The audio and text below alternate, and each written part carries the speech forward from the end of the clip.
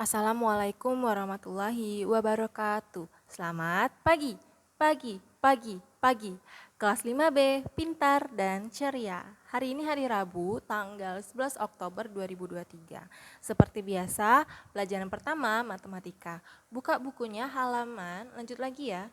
Kemarin halaman 43 1 sampai 5. Nah, sekarang lanjutin lagi halaman 43 6 sampai 10. Dikerjakan, dibuat soal, dibuat ABC-nya, terus dibuat jalan. Nah, nanti disilang gitu ya. Nah, di halaman ini ya, lanjut lagi nomor 6 sampai 10. Oke, lanjut kita buka buku temanya halaman Nah, halaman 85. Ini ada percakapan iklan obat sakit perut PSP, pil sakit perut. Ini Ibu bacakan ya. Aduh, gitu. Keadaannya itu meringis sambil memegangi perutnya. Jadi gini, aduh, gitu.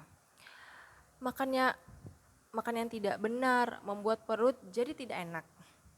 Tidak bawa PSP ya, sambil tersenyum sambil memegang obat PSP-nya kayak itu. Terus untuk gangguan perut karena bakteri, makan makanan pedas, asam dan gas, segera atasi dengan minum PSP dalam satu saset pil kecil alami. Atasi penyebab sakit perut hingga ke pelosok. Minta obatnya? Minta, beli sambil tertawa. Perut tidak enak, pilih yang tepat, PSP. Nah, ini merupakan salah satu percakapan, contoh percakapan iklan. Nah, jadi iklannya ini mungkin kayak iklan penyakit sakit perut ya gitu. Terus kalau misalnya kalian lihat iklan di TV-TV tuh, selain obat sakit perut, kira-kira iklan apa lagi biasanya?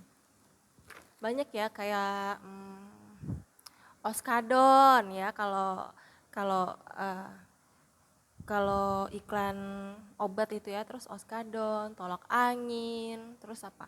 Pastikan di setiap iklan itu kan pasti ada sebuah percakapan antara pemain-pemainnya gitu.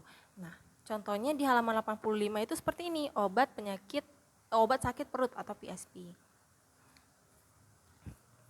Nah, di halaman 86 ini coba kalian buat peragakan iklan elektronik, namun sebelumnya rancanglah iklan elektronik tersebut dengan rapi. Gunakan pedoman berikut. Nah, coba kalian isi dulu nih.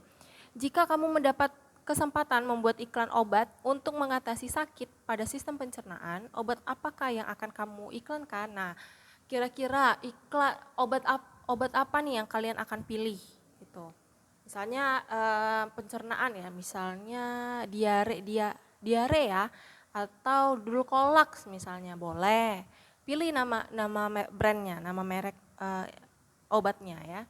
Terus misal, apa kelebihan dari obat yang kamu miliki bila dibandingkan dengan yang lain? Nah, misalnya nih Dulcolax nih misalnya Ibu contoh. Ibu milih obat Dulcolax. Kira-kira kelebihannya apa? Kelebihannya itu aman, dipakai anak kecil, balita sampai ibu hamil gitu. Ada aplikatornya, nyaman digunakan dan lain sebagainya. Apa yang membuat sebuah iklan di media elektronik tersebut menarik untuk ditonton? Apa nih kira-kira? Mungkin karena dialog dalam iklan tersebut yang membuat menarik, atau ada artis tertentu atau brand ambassador yang kita suka, ternyata dia mengiklankan obat tersebut gitu. Jadinya kita tertarik, boleh dibuat seperti itu. Terus manakah yang membuat iklan di atas menarik jika dilihat dari bentuk percakapannya? Berikan alasanmu. Nah, ini silakan kalian buat di buku temanya, oke? Di halaman 86. Kita lanjut lagi. Ini di halaman 89, pembelajaran kedua, buah dan manfaatnya. Silakan kalian catat saja ini ya. Jadi Ibu bacakan sedikit, bentar ya. Manfaat buah-buahan untuk kesehatan sangatlah beragam. Buah-buahan dapat menghindarkan kita dari berbagai penyakit. Dengan mengkonsumsi buah, maka kita akan mendapatkan gizi dan menjaga kesehatan kita. Buah juga dapat meningkatkan energi dan kebutuhan vitamin pada tubuh manusia. Berikut adalah beberapa manfaat buah-buahan. Jadi yang pertama, sumber vitamin. Buah merupakan sumber vitamin dan berbagai jenis vitamin ada di buah. sumber air dan gizi. Buah merupakan salah satu sumber air untuk tubuh dan kebutuhan gizi yang dapat meningkatkan metabolisme tubuh. 3. Sumber antioksidan. Buah merupakan salah satu sumber antioksidan alami terbesar yang ada di dunia. Berikutnya, mencegah penyakit tertentu. Buah-buahan merupakan salah satu cara untuk menghindarkan kita agar tidak terserang penyakit berbahaya dan penyakit lainnya. Yang terakhir, obat luar tubuh. Buah-buahan juga dapat digunakan untuk menggunakan obat luar seperti jerawat, bisul, dan lain sebagainya. Jadi manfaat buah ini sangat sangat penting ya untuk tubuh kita gitu. Jadi kalau kita makan itu jangan cuma makan nasi doang gitu. Kalau bisa dimakan dibarengi sama sayur, dibarengi sama protein, dibarengi sama buah juga. Nah, kalau di buku ini di halaman 91 itu ada tuh salah satu buah yang sangat tidak asing ya bagi kita, apalagi khususnya di Indonesia yang wilayahnya tropis, memang tempat buah ini tumbuh ya, karena memang ini ciri buah tropikal gitu. Itu contohnya itu adalah buah pisang. Jadi pisang itu banyak sekali ragamnya, ada dari bentuknya kecil sampai bentuknya besar. Ada warnanya dari hijau, kuning sampai warnanya merah. Jadi bermacam-macam ya. Jadi kayak selain memang khasiatnya juga bagus, manfaatnya juga bagus gitu. Selain itu juga untuk wilayah wilayah Palembang itu mudah dijangkau ya, untuk daerah kita sekitar ini sangat mudah dijangkau dan harganya juga terbilang ekonomis. Jadi kalau bisa ya minimal seminggu sekali lah nyetok pisang gitu untuk dikonsumsi sehari-hari. Oke.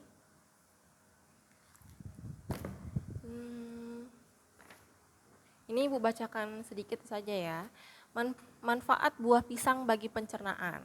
Pisang dapat mencegah MAH dan luka akibat gangguan pencernaan karena teksturnya yang lembut. Pisang dapat menetralisir iritasi pada bagian dalam perut.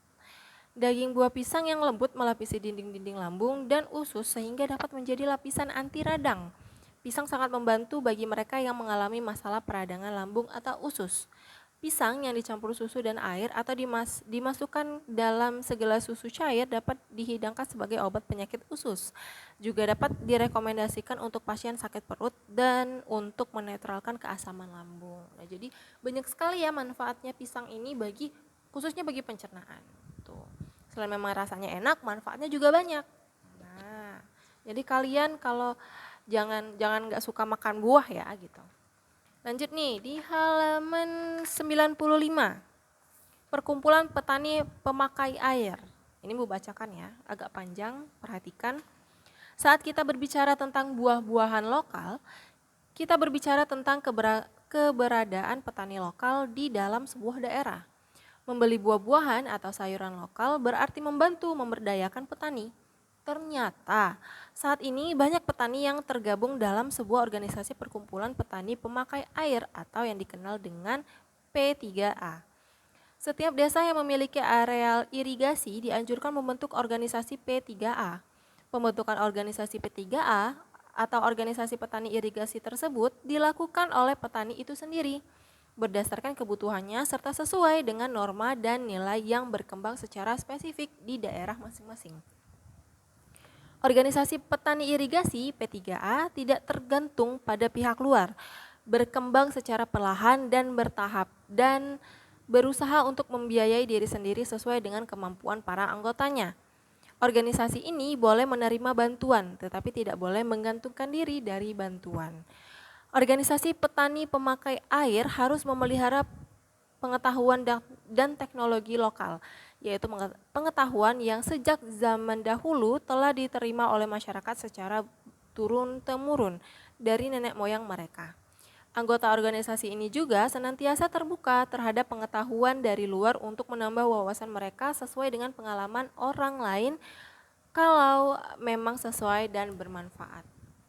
Selain itu, organisasi ini juga ikut menjaga lingkungan fisik, sosial, budaya, politik, dan ekonomi. para petani tanpa memandang perbedaan dapat masuk menjadi anggota organisasi petani pemakai air ini. Organisasi petani pemakai air P3A bertujuan untuk menampung masalah dan aspirasi petani yang berhubungan dengan air untuk tanaman dan bercocok tanam. Organisasi ini menjadi wadah bertemunya petani untuk saling bertukar pikiran, curah pendapat, serta membuat keputusan-keputusan guna memecahkan permasalahan yang dihadapi bersama oleh petani, baik yang dapat dipecahkan sendiri maupun yang memerlukan bantuan dari luar. Organisasi ini memberikan pelayanan kebutuhan petani, terutama dalam memenuhi kebutuhan air irigasi untuk usaha pertaniannya. Dalam tahapan perkembangannya, organisasi ini diharapkan dapat menjadi suatu unit usaha mandiri yang mampu menyediakan sarana produksi pertanian atau saprotan dan sebagainya maupun dalam upaya pemasaran. Selain itu, organisasi ini juga berperan dalam pengembangan dan pengelolaan sistem irigasi. Organisasi P3A merupakan sebuah contoh pembangunan sosial budaya. Disebut sosial karena tumbuh dan berkembang dalam kehidupan masyarakatnya. Disebut budaya karena di dalamnya terdapat ide atau gagasan yang bisa jadi merupakan warisan dari generasi sebelumnya. Inilah yang mendasari pembangunan sosial budaya yang memang dirancang untuk meningkatkan taraf hidup masyarakat di dalamnya. Jadi seperti yang kita tahu ya, namanya tanaman itu butuh air gitu. Dan kadang intensitas air, debit air itu tidak bisa diprediksi ya gitu. Nah, kalau mungkin di daerah desa Manjung ini ada saluran irigasi. Jadi kalau misalnya di Sumatera Selatan ini yang Ibu tahu ada irigasi itu di daerah Oku Timur di Belitang. Jadi bentuknya itu seperti sungai buatan, tapi dia itu bisa buka tutup gitu. Bisa dibuka, bisa ditutup. Jadi airnya itu ditampung dulu gitu ya. Kalau ditampung dulu di satu wadah, terus kalau misalnya memang lagi kering nih, baru dibuka kayak semacam penutupnya gitu. Nanti dialirin, seperti itu sistem irigasi. Jadi dari petani-petani ini ada organisasinya, yaitu P3A. Nah, Ibu minta di halaman 96 ini ada soal nih gitu. Lakukan identifikasi terhadap bentuk-bentuk keragaman yang kamu temukan pada bacaan di atas. Berikanlah penjelasan untuk setiap keragaman yang kamu temukan. Sebuah contoh telah diberikan untukmu nih. Yang pertama, organisasi P3A dibentuk oleh petani itu sendiri berdasarkan kebutuhannya serta sesuai dengan norma dan nilai yang berkembang secara spesifik di daerah masing-masing. Ini berarti setiap organisasi P3A berbeda dari suatu daerah ke daerah yang lain.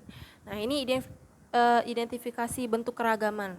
Kira-kira ada lagi enggak gitu bentuk keragaman yang ada di bacaan ini? Jadi kalian nanti baca ulang gitu. Kira-kira ada enggak ya? Ini sudah dicontohkan di buku. Tinggal kalian lanjutkan saja nomor 2 dan nomor 3. Tetap ditulis ya nomor 1-nya. Silakan kalian tulis di buku tema kalian. Ini pelajaran IPS ya, keragaman. Ya, ini belajar IPS. Kalau catatan tadi itu IPA. Terus kalau yang halaman 86 iklan itu bahasa Indonesia. Selamat mengerjakan.